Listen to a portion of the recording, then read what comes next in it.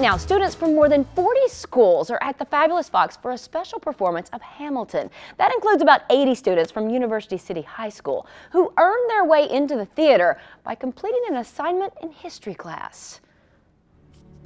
It's a beautiful building where history's been taught for more than 85 years. So, when we're learning about Washington, he's got the all-star cabinet here. The Last Seven by Mr. William McAnulty. One of the things that we get very quickly are two competing ideas of how to run a government.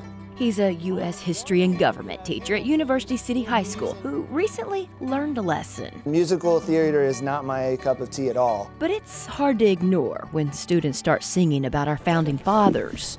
I've been reading Common Sense by Thomas Paine. Some men say that I'm intense or I'm insane. You want a revolution, I want a revelation. So listen to my declaration. Actually, we were talking about Federalists and Republicans one day, and we're talking about Jefferson and Hamilton, and one of my students was like, "Oh, that sounds like the CD that I have. Can I bring it in tomorrow?" The words resonated. I even had one of the students say, "You know, you sat there for a week and were like da-da-da-da-da-da," and then I put the CD on and was like, "Oh, it makes sense now." So when Mr. McAnulty learned about the Hamilton Education Program, his students were given an interesting assignment.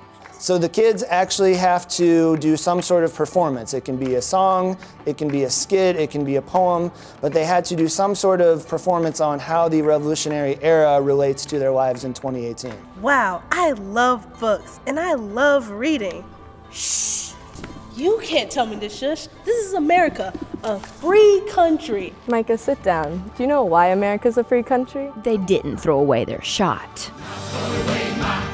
I was very impressed. The student that sits in the back and, you know, never raises their hand, I see their video and it's like, oh my gosh, you get this. Now they get to take a field trip to the Fabulous Fox to see Hamilton. My first thought was, oh my God, it's Hamilton.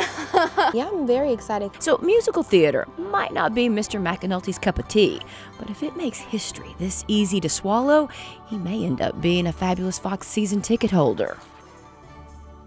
So a few students are performing their pieces for a full house at the Fox this morning. There's also a Q&A with the cast. And then this afternoon, they get to see a special performance of the musical. The program is available thanks to a partnership between the Gilder Lehrman Institute, Hamilton, and the Rockefeller Foundation.